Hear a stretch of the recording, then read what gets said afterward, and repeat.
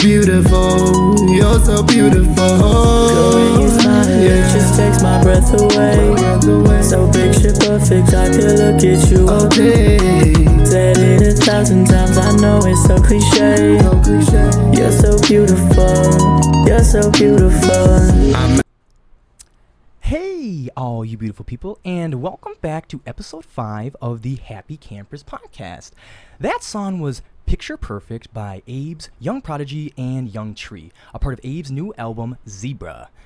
I have the blessing to be able to sit down with my friend Abe's here today and talk a little bit about self-authenticity and sticking to what you love. Abe's, thanks for coming over. Hey. So, it's called the Happy Camper podcast, and so I usually start with the first question. And what makes you happy? Like, what do you do to be happy? How do you actively seek happiness? When it's when it's down, how do you turn it around? Well, obviously the reason we're here today, my music. A lot of the time, so I just came back from this summer from Fargo at NDSU, and to be honest with you, didn't have a lot of friends there, didn't have a lot of fun there. So when I was down and like when I was like alone in my room and stuff, music was the only thing. Yeah. One of the only things. That's amazing. Music, I literally, it was Olsen first, and then it was Alex. So you guys all make music and stuff, and everyone, like, there's something subliminal with the messages that music send, and there's just such a connection, and we've been evolutionized ever since the beginning. Like when back in our hunter-gathering days, they hummed tunes and did their things that they were hunting all day. They came back, brought to the fire, everyone got gathered around and created music. Like music was just a way to connect and tell your story.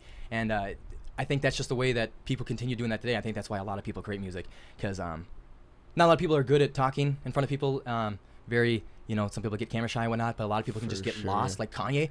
That dude should not be on a mic talking in front of a camera. No, but you put that man in a studio, that guy a whole different level. You know what I'm saying? So well, you can do everything subliminally. Like if I have something to say to somebody, or I'm pissed about something, or sad about something, or want to tell somebody I love them, I can do that through music. You know? And you don't have to. I can't. I haven't been able to get in that creative route. Yeah. But yeah, like I was saying, like songs are just poems, man. They're like, and poems are always to touch you.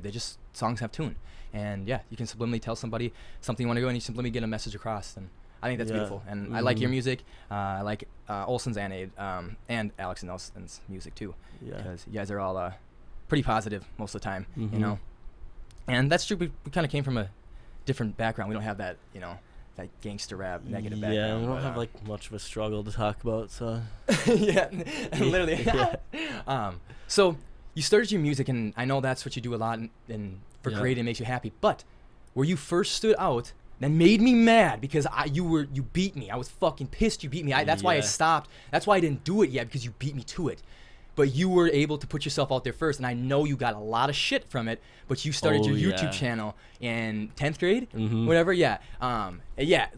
But what led up to you doing that? What led up to you making that? And then how did you kept doing it? How did you just literally shut everybody up? Because I would hear it too. Like, I'm not even you, and I would hear it. I'm like, why are you talking about this guy? Yeah. Like, leave him alone. I was so happy for you, man. I was like, bro, like, because I was jealous. I was the one, and I wasn't gonna be a two-face and be like, oh yeah, fuck that dude, he's horrible, and then go behind and then be home and be like, oh man, I really wish I was creating my own YouTube. No, I was like, bro, I wish I was doing it. I wish I was doing it. What got you leading up to it and starting in the first place, and then what got you to keep doing it and saying fuck all the haters, like fuck all you naysayers? Dude, the weird thing is so many people felt the exact same thing that I felt when vlogging first became popular. Like, so many people were talking about, like, it'd just be so cool to like document my life. And I think the only reason that me and Devin started doing it together, literally the exact same day, even to this day, whenever Devin does interviews about his company Into Motion, he always talks about that first when we started making videos. And I think the reason that we did it and other people didn't was just because, like, we were definitely not afraid to put ourselves out there. We had already done like the snowboarding edits and stuff, and like we were just so like secluded from everybody else in our school that we just did it. And then I came back to school and then realized, like, whoa, people are actually like watching this, and I'm gonna get shit for this. Because to be honest, I didn't expect to get hate from it because I didn't think people were watching it. Yeah. And then turns out first day I walk into school junior year, there it was, and it hit me like a wave, dude. And then people were making signs at soccer games. Like, my mom had like a sign that said like daily videos or something. Right, that's dude, right. And people were just, Yeah, I remember that. Yeah. it was just not a, No, Yeah. but I like what you said about that, and I think that has to do a lot with getting started and keeping it going, where you found somebody who was like you and wanted to do it with you too, because Yeah. support is huge, man. We are social creatures. We come into this world with our family, bro. We are made to seek validation from people. It's just how we are wired, and to have that support there and have people know and let you know that, hey man, we got your back, you know, like you're doing great, we love what you're doing, and then finding somebody else that you're doing now, you're collabing with Olsen and Cornelia, you're making music with other people who have the same passion for you, and I think that's huge, is having a support system. yeah, and it definitely having a support system. And like I said, like, it was me and Devin that summer, and that was it. Like, I didn't go out, I wasn't doing anything, and I didn't even have like a video schedule either. It was like I film all day, edit till 3 a.m, put the video out at 4 or 5 a.m, wake up at noon the next day and start all over. Like, I swear to you, like, I didn't hear any of that shit because I wasn't hanging out with anyone. It was just me and Devin every single day making videos. Dude, that like Joe Rogan, a lot of people say, like, they call it the post and drop, like, especially on social media. Post your fucking shit, drop your phone. As if you don't see the negativity, like, out of sight, out of mind, it won't even exist in you. Yeah. And I hate that. I hate when there's those people who want to bring you down, man. They're like, I'll be like there's sometimes I'll come home and try to, like, you know, brace some people up. Like, hey man, you know, like, chicks your dreams today doing this. Not everyone wants to do what you want to do, Marsh. Like, you know, a lot of people don't even think you're gonna make it. I'm like, like, you really got to say that to me, bro? Like, you really, like, no one told me that before, and the person you're talking about didn't even tell me that, but you have to go and tell me that person said that? Out of sight, out of mind. I would never have thought that, bro, but thanks for trying to ruin my day. You're not going to ruin my day. I'm strong enough now. Like, I always said, too, like, this high school, and not college, but high school, I felt like I got stabbed in the back a lot, you know, whatnot, and that was where I built a lot of calluses, was in my back, because, I'm strong enough now. I'm willing to put myself in the position to get fucked over, because go ahead and do it. Fuck you. I'm Marsh. I'm just keep doing my way, man. Like, I don't like that no more. Anyway, so talking more on judgment and more on ridicule, that has to all be surfacing. It has to when you're starting to perform or when you're about to be on stage. I want to hear about, like, tell me stories about performing. What is it like? What's the nerve wracks, right? When is the high kick in? You know what I'm saying? What is it? What's the feeling like? You know? Dude, it's so weird. So I did my first semi-big show. Was that this summer? Sometime in April. I think right before I came home from summer, I opened for an artist, O-Trap Star, and you watch people perform before you, and you're like, yeah, when I get up on that stage, I'm gonna get super lit, and like, people are gonna love my music and all this stuff, but like, dude, you're in your own world when that's going on. You don't see anybody around you. You just, like, it's so hard to describe, because it's one of those things where you can say you're going to do this, you do that, but once you're on stage, you're just going to do whatever you like, your personality. I don't even know how to describe it. Like, you can't plan it out. No. Because it's just going to go that way. Yeah. And, like, see that, we were talking about that with some guys yesterday, is that once you get your hours in and you start to master stuff, and when you become a master at stuff, is when you have all that stuff in your hardwire and in your subconscious. So when you're able to perform, there was nothing about, like, oh, you know, this beat's got to be this way. And no, man, it is just so, like, I am in my state. And that's how LeBron James is when he's fucking coming down the court. Like, and that's what Kanye is when he's in the studio. Like, there's nothing else going on. I know all this, like, the music and everything, and the rhythm's going to come to me because it's so subconscious, and I can just think about performing. For sure. But how many performances have you done? I did, say probably like 4 or 5 that were like actual things. So the first one was one me and Olse did. Oh, yep. Whatever that shit was dumb. It was like we had to pay to perform, and then there was like an opportunity to like win that like competition From, like, the fans? Yeah, picking? and it was so like rigged and stuff. That was and the Poorhouse? Yeah. No, that was the Red Sea, when we were The Red Sea, yeah. Senior year, junior year, somewhere around there. Yep. And then I did a couple in Fargo, and then my first like actual one where like I was like invited to perform was this last April. Trap Star one? Yeah. Yeah. And so I hit I hit the guy up who was running the performance originally for video. And I said, I'm also an artist. It'd be cool if I could open. He's like, nah, we're full. Then a month or 2 went by, and then he was like, hey, we'd like you to come out, do 1 song. We can fit you in. So then I performed. Right after I performed, got my camera out, popped in my SD card, and then filmed for him. Oh, so nice. Like, killed 2 birds with 1 stone kind of concert thing. Yeah. And people were a little confused because I performed and then I was filming, and you could tell they're kind of just like, what? Like, what's going on? But so, you've been spending so many hours in it. I'm guessing you produce your music now? Like, is that you or no? For sure. Yeah, like, that's all you. If I don't produce it, then I'm getting it from people who, like, it's all genuine, and you're not getting it off YouTube. You'll go to them directly and be like, hey, I want your Or if I beat. find a beat that I like off YouTube, Yeah. I'll no longer, like, just pull it down from YouTube. I'll, like, hit the person Hit 'em up up. and be like, yo, can I buy this? Yeah. Can I get the stems for it? That's good shit. So, yeah. That's good shit. That's that just protects a lot of, and just gives out to Mhm. the artist. I was literally telling your girlfriend when you're in the bathroom, I was like, how I feel about things when it comes to like creativity and art is that I don't need to, you don't need to, we don't need to give our money to Wiz. We don't need to keep buying J. Cole's concerts and do all the different stuff. They make a lot of money. Like, just us listening to their streaming stuff, that's enough. When I'm going to buy merchandise, when I'm going to buy tickets, personally, I have 3 friends that create music. I have 2 friends in San Diego that create a phenomenal film. I got another buddy who does modeling, and Devin does amazing film. Yeah. And if I'm going to support anybody, that's the people I'm going to support. That's where my money's going to go into first. Granted, I'm a broke fucking college student. I hardly have enough money to pay for myself. But Yeah. anyway, eventually, like, that's where my support level is. And, like, take responsibility of people around you. And then, like, if somebody, and then everyone else had their friends or group, and the people who created, they supported them. We could have so much, instead of these large business creators, we can have a lot of this small, like, cultural type creators. And I think that would be really cool. And I could be biased on it because I maybe want to receive like the love, but anyway. Well, part of that, so like you said, you don't want to give your money to Wiz and J. Cole and all those people. I'm gonna have such a hard time ever paying for a concert ticket again, specifically because so I did that show. I got to be there as an artist, so I got to watch a concert that I would have went to. I would have went and saw him. I was a fan of his before I opened for him, and then a week or 2 later, I filmed for Juicy J in Fargo. Really? And I would have went to a Juicy J concert. Yeah, you would have. But I was the only videographer when he was performing up in front. Like, literally, like, from me to, like, my hand away was Juicy J's foot. And I would have went to that. So it's just, like, I'm going to have such a hard time ever wanting. So, like, if I see Ski Mask is coming to Minneapolis, first thing I'm going to do is go on Instagram, find the promoter, and ask if I can do video or perform. Yeah. So, yeah. That's just shit. No. And yeah, you're a creator, man. Yeah, you gotta. We put a lot of money into our investments. The guys came over and they asked me. I'm like, it was a pretty hefty investment. Like, this shit ain't cheap. I want to do it the best way I can, but I hope it's an investment, right? I hope I get the money back in the future. I hope it. And anyway, even if it doesn't, like, it's money and it's time that I really spend enjoying. So it's a hobby at least.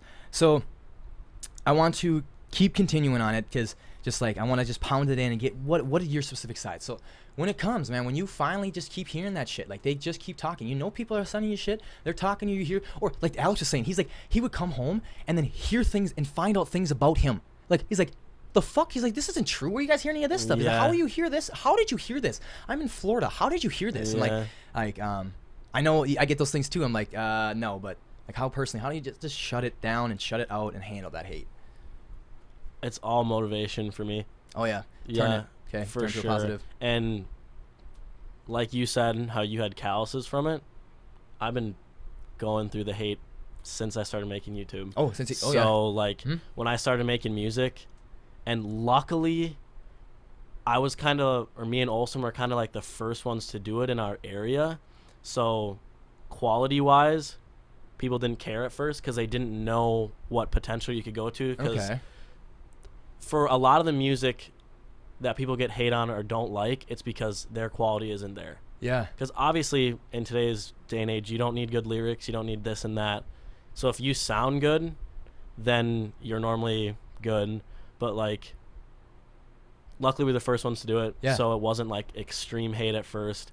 And then I felt like I just kept becoming the front runner. Yep. So I knew my quality is better than these other people doing it, and people are enjoying my music more. So I don't know. I was on my high horse for a while. Yeah. For music wise, because I just felt like I was the dude for that. For me specifically, whenever it gets bounced back, how I personally shut that shit down. I'm glad you use this motivation. My way is, if you know anything about Instagram or any Facebook algorithm, in order to be seen, you have to either pay to get promotional ads, or you have to your posts have either, doesn't matter about likes, it has to do comments and shares. Those are the big movers up. What are the type of posts that people comment and share? The shit that makes them mad. Yep. The negative shit. So I go, every time somebody takes the time that they will never get back to DM me or DM somebody else and talk shit about me, there has to be 4 to 5 more people who are like, hey, I fucking love that shit. But they don't care. And no one ever thinks like, oh, we should just keep saying nice stuff. But everyone, like, if it makes them mad, they are willing to fucking type. But if they're happy, they'll just like it and scroll past. So I go, I know this too. Like, there's many times where I see things that you and Olsen and all my friends do that I don't always reach out. I like it. I'm like, I really like that shit. Yeah. Why can't I take 10 seconds of my time, the greatest commodity I have, something I'll never get back, and be, hey, man, that was some good fucking shit. You know what I'm saying? We do that every now and again, but, like, it should be more. And so no, that's how I do it. I'm like, just for how many haters there exists, there has to be multitude more. Well, and there's tenfold. I mean, there isn't any way to hate on something without pushing it. Yeah. Like, if you comment, screw you. That all that's doing is Publicity, making it better. Like, there's no in Instagram and Facebook, there's literally no bad publicity. Like, no. You'll actually see the Jake Pauls and the Logan Pauls doing controversial stuff, stupid stuff, just to get specifically get people fucking active, just get them mad and fucking pissed off. And then you got the fucking Supreme Patties who try to fucking smash bongs and do a bunch of crazy shit to him. Like, oh my god, he's so crazy, and share that shit off. It's like, that stuff comes to an end. This stuff that we build for years, like they say, it takes 10 years to become an overnight sensation. You've been doing this shit for 5 years. It's been that long already. Holy fuck. You know what I'm saying? Like, I didn't start YouTube till my senior year, but I've been sticking with it, besides my little phase back in San Diego, but I stuck with it since then, and it's been 3-4 years. Like, damn, we're on our way. We gotta just keep doing it. And the best thing about this is that we don't enjoy every album we put out or every video we put out. We enjoy making those videos. We enjoy making those albums. We take fulfillment and pride in just the act of doing what we love and just the act of creating. So YouTube, then you went to music, and you're in school. You're doing computer science. It's not an easy major. You go to bed and you gotta wake up, and sometimes that alarm is a little bit too loud, and that bitch is in the back of your head saying, oh, come on, just keep sleeping, hit the snooze, but we got work to get done. How do you say, I'm taking control? How do you shut that inner laziness down? I don't even know. I mean, to me, I'm at a point in my life right now where it almost feels like I have too much time, because people always say that to me. They're like, how are you going to school, making music, doing all these things at once? And I don't know, but I just feel like I'm, like, I don't even know how to describe it. Like, I'm blessed enough to have, like, a family that supports the heck out of me. So when I'm in school doing computer science, my dad and my mom know the school is hard enough, so we're going to help them out with the other stuff. Like food, and just make sure that it's, my day is easier so I can get my school done good, because it's an investment for them and an investment for me and stuff like that. So, but like, if I have to get something done, like, all my albums always have came down to the wire. Like, I have that last week where I'm rushing and stuff, and I think what gets me out of bed is just knowing that I'm going to be satisfied when it's over, and like, I'm going to be way happier if I get it out this week than next week. And that's one more week of summer that people can be listening to my music, and that's one more whatever, you know? Does SoundCloud count those things, right? Because there's the one of the songs I listened to yours, it has 37 plays, and I've listened to it 50 times by fucking self. I was pissed. It was 180. I listened to 180 on SoundCloud 50 times by myself, and mine still shows up as 37 plays. I'm like, I've listened to it 50 times. Yeah, I don't know. I have no idea. I don't fuck with that shit. It made me mad. SoundCloud is so weird because there's no... I mean, there's people out there who have terrible music, no offense to them, that have 50K on a song, because it's so easy to pay for plays, do this and that, And it stinks because you can think you're doing, so like if I put out a song and I say, okay, I have $100 I want to promote this with. You reach out to a company that says like, we do SoundCloud playlisting, and you never know whether it's raw or whether it's they're sending it to China and China's generating all these plays. Fake plays, these ghost plays. Yeah. Right? So it's hard to say if they're doing it right or what's going on, because the only way to actually tell is if you're getting your plays from the United States. Most of the time, if like my top listened to city is Minneapolis. Yep. And I know another artist, his top listened to city is like Costa Rica or something. Okay. Because he's buying plays. Oh, okay. So, okay. So, yeah, it's hard to tell what's genuine is all I'm saying. Like, if you see 37 plays, it's hard to tell if that's correct. Or if you see 20,000 plays, it's hard to tell if that's right, because there's people who actually get 20,000 plays and there's people who don't. So, And that comes down to people's think they have to do it now. They have to win now. They have to be successful now. Yeah. If you take the short route, you cheat in life, it'll only fall flat. Like Supreme Patty, that type of shit, it'll have to come to an end, man. That has to come to an end. There's a time where he'll be 30 years old and people are like, okay, this is a little inappropriate now, man, but what are you gonna do? Because all you're known is being a fucking jackass. You know what I'm saying? Sure. Like Steve-O and all those guys, they lost a lot. Like you run out of time. You get to be a little too old. You're like, all right, yeah, this is a little too ridiculous. Is it usually just yourself, or who do you usually collab with? Who do you usually make music with? Where's your studio now? At home? At home, yeah. I mean, I'm not kidding you. Everything other than getting beats from some people, I'd say 50% of the time, it's me. Like, this is no offense to Olson or anything, but his music that he has out now is me. Like, is you producing? Yeah. He sends it to me. I mix it, I master it, and I even put it out for him just because I know you know that shit. I know he has potential, and it's super fun managing somebody kinda that's not yourself. Mm-hmm. So before I started my last album, my original plan was to work on an album for Olson and have him record stuff, send it to me, and put out a project under his name, kind of my work, to see like whether it's just me or like. So if I put it out under Olson and it starts popping, then I know like the music actually counts. Like, I don't even know how to describe this. There's a difference between good music and good quality music. So if I take my quality and put it on somebody else and receive different results, then I know the music is still there and it's not just working out my quality for it. So I don't know. But yeah, I do everything myself, mix, master, all at my own house on my laptop, basically. There's a lot to it, isn't it? There's got to be a lot to that. There's a lot to it, and there's a lot of people who don't do that. Yeah, don't take the time to do it professionally. No, I think the same way, and that's people don't realize, like, yeah, this is fun, we're creating, but this takes a lot of time. Like, dude, sure. I spend 14 hours a day in this chair, like, busting out shit. Like, after I'm done with this, I have to fucking watch it over, make sure I got everything done. I have to edit it and sync the fucking video to this and send it all out. Like, I'm doing that all by myself. You get the Joe, when you get big enough, you can have somebody do everything for you. All that pre and post, someone else do it. I just come here and be the face. But it's, hey, I appreciate it, like you said, and I actually kind of think of time the way you do. I really feel the same way, bro. Like, I'm here for 14 hours a day, but then since I'm working so much, like, every minute that I'm not working, like, it seems like a really long vacation time. Like, that minute was long. That was a long break. So, like, I feel like I have way too much time in my hands, too. That like I work all day, and everyone's like, and like, oh, what are you doing? I'm like, but, I feel like I have way too much time in my hands. I'm like, if I have 2 hours a day, I'm bored. Like, those 2 hours are boring. And I don't even get up early. Yeah?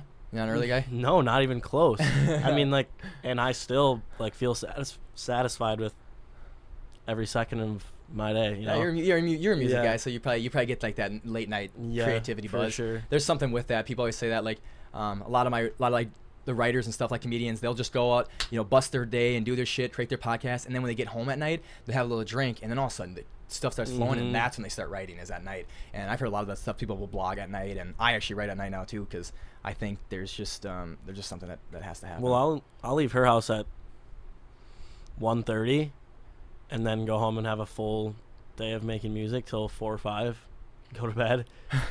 So especially when I was working on this last album, like, I was living completely normal summer life, and then like from like 1 to like 5 I was mixing my album, finishing it up. Do you take it, I don't want to take it personal anymore, but it really does make me mad, because people, you can admit this. People don't know how much it does take. We literally just talked about it. No. It takes way more than you do, and I've sacrificed a lot. Like a social life is something I put off for a while right now. Like I haven't been out in a year and a half, man. I put my social life off for a long time because I've been writing and creating, and I have to, put this time now. So when I have my wife, when I have my future kids, those are gonna be my social outings. That's what the time. Those are the people I want to spend my time with. I don't even know them yet. No offense to anyone else in my life right now, but there's much more important people coming, and I'm doing all of this now for them. I'm setting aside my time now, so I have time for them. I'm disciplined. I'm experiencing the pain of discipline now because I'm missing out on a lot, so I don't experience the pain of regret in the future because I started this shit now. You know what I'm saying? For sure. And a huge part of this too, because like you said, you were talking about like the web and like this is gonna be here forever. You know what I'm saying? As long as the cloud is alive, this stuff will be here forever. This will be my legacy. Like if my kids want to, they will be able to come back here 30 years from now, hopefully find this. I hope he's still there, right? And be like, what? Like that's my dad. Like I think that's really cool. No, and I've never lost touch with that. Like I've always, even when me and Devin started making YouTube, he used to always say to me, doesn't matter what we're doing, we can watch these in 30 years, and it's going to be so worth it. Oh, I know. So worth it. I know. I watch my little videos. It's been 10 years. I watched my videos I made on the iPad back in my woods with my sister and stuff. And I love watching it. It's like it's like 20 minutes of cheesiness, but it's like, God, that's my fucking memories. Or when you did on your YouTube for a while, you used to watch old videos you made when you were young. Remember that? You did a reaction to that. Because that shit's fun, because that shit's permanent. That shit's forever. And except for the videos that got taken down by Wiz's record label. Those are not forever. Yours? Yeah. I had a Wiz Khalifa intro. The intro, you had the claimed them. The king of everything. Claimed them, and I can't watch them. Don't know. I don't know what goes into that, but it just says copyright claim, and the video is completely unlisted. Man, there's so much, and you'll never know. They just keep and that shit. And it was like 4 years after the fact I posted the video. They just hide that shit. And then I don't know if you saw this. I think I tweeted it or posted it on my Insta story, but I said like, they finally got me. They finally found my video. They finally took her down. I won't get no more AdSense. Oh shit, yeah, that's what I hope to. But no, like, what do you? Right now, you're just in college and you're doing it because you love it. And what are you trying to make? What are you trying to make out of it? People could be asking me that. Why should I watch yours? Why should I listen to your music? What are you trying to do out of your music? What are you trying to make out of your music? What are you trying to make out of that brand? And Marsh, why should I listen to your podcast? Why should I tune into your podcast? I get that question asked a lot. So, like, for my music, I think is just like way too diverse not to enjoy. Like, this whole last project was so diverse, and I was doing so many things that I could do a turn up rap song and then sing. I even had like an EDM joint kind of on this last one, and I don't know, I just think my stuff's dope. And like I think like the whole like marketing scheme that I did for this last album and like the ads that I put out for it, I just think it's cool. And I think that, and I'm so open to do it with people that it's like, why wouldn't, if you liked music, why wouldn't you want to join my army? Because I'm totally welcoming you. And I think that's good. And that's what I think is going to have you have a advantage, is that, it is very diverse music. It's not just a total rap album or a total, Post Malone type, vibe type album. Now you have a good mixture of that. And no, you don't have an ego. Like not everyone's going to like everything, but like, can't you don't like something? Like, there's so much different. It's so diverse. Like you said, like I like a lot of your songs. I had a question in mind, and now I forgot it. Let's talk about the label. Let's talk about Short Tempered Minds. Short Tempered Minds. That's what it is. I thought it was Young Tempered Minds. This story kind of begins way back. So you're looking to create a label. You're looking to. Not even that, but have one ready when the time comes. Yeah. Have a brand ready when that stuff starts taking off. Good. I don't remember when my first ever Russ lyric was, but I have a lot of Russ lyrics in my song. Russ. I like Russ. Like, I thought you didn't like him though. No, hey. I always liked him. You're like, I don't like Russ. Like that fucking shit. I'm like, I don't want to say anything. I'm like, I actually do like him. I diss him in songs, just because it's kind of fun to hate on him. Because he has stuff to hate on. Yeah, fair enough. But Evan Tracy, he's one of my only friends that I would consider like he knows his shit in hip hop. Yeah. Like he knows everything that's going on, stuff that I don't know that's going on. He loves that. I didn't know that. And he's like, you gotta watch this Russ interview. You gotta watch this Russ interview. I'm like, I hate Russ. I'm not watching his interview. I won't even give him the time of day. So I watch his interview, and all he was talking about was, he put out 96 singles before his first album. Before his first debut album, he put out 96 songs. And he said every time he heard something like, this is way too dope, like this song is sick, he would set it aside for when he blew up, he'd have it ready. Yeah. So I haven't been doing that necessarily with music, but like video footage, having an Instagram set up for a label and having a brand set up for when it does take off, like I can just run with it. Mm-hmm. Like if I start blowing up and I get 100,000 followers on Instagram tomorrow, I have it ready and be like, go follow my label. Yep. Boom. And I have credits, like I have credits with Duro and Young Prodigy and O Trapstar, that it's like verified, like this is legit, kind of. So, but I don't plan anything for it now. I have no plans for it now, other than I have a name, an Instagram, and a brand set. Yep. For me, if I ever take off. Yeah, see, they asked me on a lot of that too, and I'm like, I can tell you the day-to-day operations. Yeah, I have an end goal and I have a big scheme in mind, but it's so hard to put dates on those stuff and like set up, because I don't know what the next day's gonna bring. So I like to literally, I wake up in the morning and the first thing I said is, okay, what am I gonna accomplish today? And then I ask myself at the end of the night, did I accomplish that? Because I like to set my goals and shorten my goals down, not to a week or a month, but I like to shorten down to a day and see if I'm attacking each thing each day. But that's nice you have that set up, so when you do come, you already have it all lined up and you just jump right out there. That's actually really smart. That's what I did with this one. I had the artwork, all that stuff set up. I had all my descriptions ready. Everything was out there. And like, so with a podcast is you don't post any platforms. You post to a podcasting platform that puts it out to Apple and with distribute with an RSS strip or RSS label, whatever it's called. And but mine is Anchor, which is bought by Spotify. That's the one I use. So once I put it in there, and for your first one, it takes a long time for it to get on place. It took a week and a half for Apple iTunes or Apple Podcasts, and Spotify and Overcast is still not on yet. It's been 2 weeks, so it takes a long time. So no, I had to plan that ready. So that's why I did my first interview just by myself, just talking, doing my own thing. So I shipped it out there. I don't care if you listen to that one. So when Olsen's ready or someone came, I can literally send it tomorrow and it should be out there. But I didn't even realize it would take this long. But at least it has Apple fucking Podcasts. But I have a lot of people that want to listen to it on Spotify, and like Jalen and those guys, they all use Overcast. So I'm like, fuck, dude. But that's nice to have it on everything. That's putting that out there to get submitted for platforms is so nerve-wracking every single time, because the rules and regulations are so strict. I know. My album, I was gonna put it out the 19th, so that would that have been yesterday? Yeah, it would have been out last night, but I submitted it and it said it was coming out the 12th. So I'm like, all right, dope, like it's coming out a week early. Didn't get approved and didn't get sent to stores until the day before. So I had such a hard time promoting it because I didn't want to say like, in case it wasn't there. Yeah, in case it wasn't there. Oh. So I don't know. I had this big social media marketing plan for this album, and it just didn't work out because I wanted to get it out so bad, and I kind of rushed it, and then it didn't get approved until the day before. So dang, yeah. Well, they don't really care. They're just it's inconvenience to them, so they're gonna. Yeah, it's the one of 5 million people that are submitting music today. It'll first come first serve. It'll get to when you get to. I'm in that problem right now too, because I don't want to even shout out my podcast yet because it's not on Spotify or Stitcher and Overcast. And then the first thing you get is 10 people messaging you like, where the fuck is it, man? I'm fucking pissed. I'm like, goddamn. I'm like I said, I was really happy that it was on. I shared with all my friends. Like I directly messaged you guys. It was on Apple Podcasts now finally, as of yesterday, but it hasn't been on Spotify and Overcast, which really pissed me off. But it'll eventually get there. I don't even know if my album's on Apple Music right now.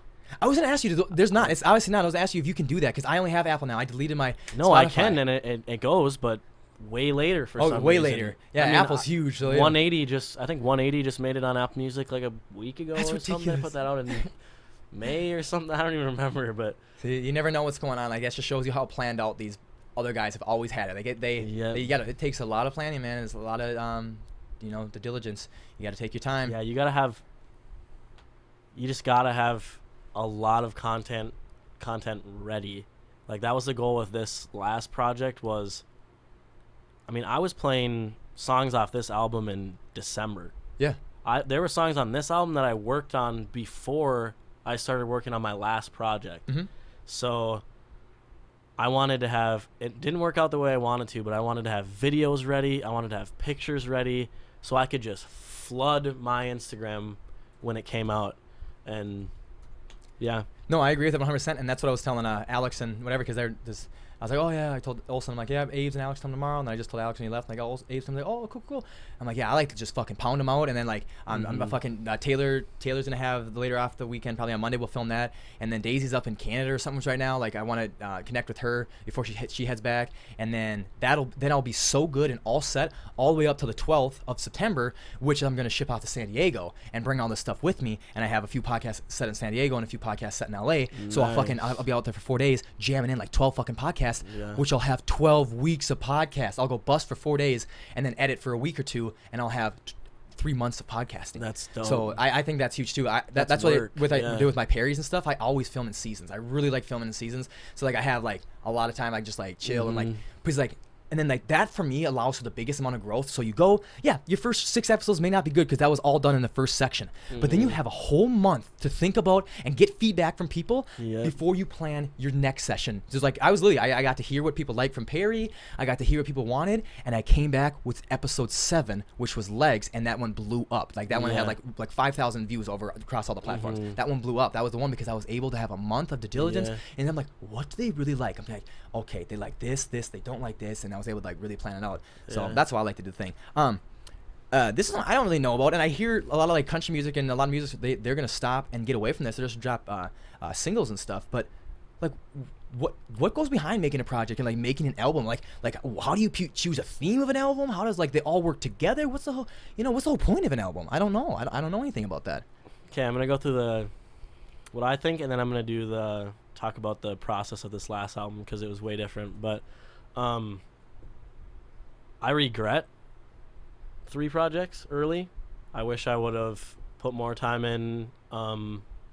Not really with this one because this last one was just how I wanted it. Like it worked out. But I wish I would have taken more time on single songs and put those out. But like with this last project, the only reason that I did it was because I had such a vision for it. So I'm standing in my dorm room in Fargo, looking in the mirror. I have this chain on, Abe's. I look at it backwards, and it kind of looks like zebra, minus the R. And I'm like, oh, that'd be a hard concept for a song. Like, do like black, white, make it like a dark to like lighter song and go back and forth called Zebra. Okay. Then I'm like, no, that'd be a dope concept for a project. So I started thinking about it, and then I was like, well, I want to drop a project sometime in summer so people have time to catch that summer vibe with it, because my first album was August, so it started becoming fall right when people started getting to know the songs, and I wanted this one to be summer. So I'm like, I should change the white and the black and white to like a pastel like summer yellow. So then I started on this yellow vibe, and I wanted like yellow videos and yellow pictures and like everybody to just like flood Instagram with these colors, and like I had this plan to do like photo shoots with people and like just explode the internet on one day with like this wave of this yellow color, and people be like, what the heck is that? And it worked in its ways. People noticed it for sure. Yeah, I noticed that. And like you changed your whole Instagram scheme to it, right? You had like all the like the story things. You changed them all to the yellow stuff and the Diva type stuff. And I don't know if you've watched the one of the most inspiring things I've ever watched is the Fire Festival documentary. It was that guy that started that huge festival, and it ended up not even being like a thing. Like he invited a bunch of people out to this private island for this music festival, and no artists ended up getting booked, and like they spent like millions of dollars on this festival that crashed. Yeah. And the way that they marketed it was they posted this orange square, and they paid influencers to all post this orange square on the same day. So you would scroll through your Instagram, and Kylie Jenner and Kendall Jenner and A$AP Rocky all just posted a yellow tile with a link to the Fire Festival website. And like that like stuck out to me. I'm like, think of what it would be, especially for people in our school, we all follow each other, to go on Instagram one day and all you see is this color, and you're like, what the heck is going on? Well, it all leads back to me, and it all leads back to this project, and that's how people are finding out about it. I don't know. Wow. you never know what's going on. You never, like, there's so much more to everyone's thought process, Yeah. and so much more to what they put out, and what they let to be seen. That's and know that about life too. Like, don't ever judge somebody by their Instagram. That is a highlight reel. Like, For people sure. struggle, bro. And that's why I wanted this thing, because this is raw. Like, this is, we're Mhm. having raw conversations. I got little fucking snippets of questions to ask you, but otherwise it's pretty fucking raw. And that's where you can really get to see who somebody is, and like they can tell you, like, yeah, we all have downtimes. We all have the bad shit. Don't let me fucking fake you with what I'm putting out there, but that's drifting away from what we were necessarily talking about. But Yeah. anyway, so tell these guys, like, how you pointed to the chain. I saw that. How Yeah. can, like, not just find you, but how can, like, they help support you? Like, is there any, you don't have no fucking, like, Patreon shit like that, or like, how can they support you besides, like, sharing out? Like, how can they find me on places? Do you have, like, any more clothing? Do you have any more of that stuff? Like, Um, or do you just do that for the fans? not really. Yeah, I just. Like, what do you mean? Like, do I have any, like, other, like, things I'm, like, trying to brand? Yeah, because you had that chain, you had the whole T-shirt line with all the hats. No, and the stuff. merch the merch was. Yeah, that supports you. Like, was how can they dope, support you? Yeah. Right now, like, the merch wasn't like a live thing. I did it my own way just because I knew I wasn't gonna sell a lot. Yeah. So I took orders in from Venmo, and then bought it, and then gave it to people. Okay.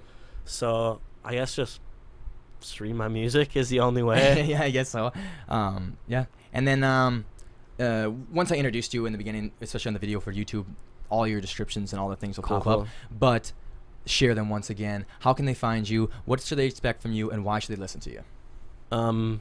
The easiest thing to find me is my Instagram at LordPrettyBrando, and then I have a link tree to everything. Okay. I have a So link too. just Instagram is the easiest way. Okay, start with You can Instagram. get to my YouTube.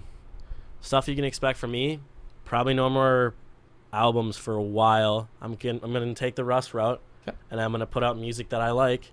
And when I hear something that sticks out to me and I think would be ready, once I make it, I'll save it for a project. And so I think as of right now, this is like do or die time with my music. Like, I'm going all out, and like the only way that we're gonna hear like big projects from me again is if I start gaining traction. I heard you say something. I don't know where it was, but like I heard you say something along the lines of that, like this time right here, like this next year or whatever it is, like this is my time, like this is where I'm going all in, and this is where, and not necessarily working extra hard, but just I'm not gonna hold anything back anymore. Good. If I make a song and I like it, it's getting posted that week. Mhm. If I record it on a Friday, it's getting posted the next Friday. You're trying to just see where you stand, to see what Yeah, let I the market guess. tell you how valuable you Mhm. are, and Because I'm just kind of like over because there's two routes you can do it: just raw work or hyping something up, then putting it out and hoping that the hype that you've built up is what's gonna push it. yeah. So I think I'm kind of over that whole hype thing, and I'm just gonna put my stuff out, and there's gonna be a lot less themes and like promotion to stuff anymore, and then just see where it goes. Hey, you're just doing you, man. You're just doing you. And the last question that I share when I ask people is, basically, if there was one thing you would like to share and you wish everyone that listening they knew, the one tip or advice you wish everyone listening to this knew. I guess just how much like it actually goes in to this work that I'm doing. So just give it a chance. Mhm. Just give it a listen on every song, and just like I worked so hard on this, so just please listen to it. I guess just know that it's not the easiest thing in the world, so just give it a chance, I guess. And you're putting your heart into it, and you're putting yourself out there too, because you're telling a story and you're telling people about yourself. So yeah, I commend you for that, and I commend you for everything else you're doing, and I thank you so much for coming in and sitting down with me today, because I really, really appreciate it. Because Perfect. Thanks for having me. Time is literally the one commodity that we're all possessed with, and it's the most precious thing, and we can never get it back. So I appreciate you sharing your time with me for coming on today. And thank you for tuning in to this episode of the Happy Campers podcast. Remember, guys, these are just sound bites, and you start the conversation. All the links to my social media platforms will be in the description and links below. And thanks once again for tuning in. Until next time, take care. Boom.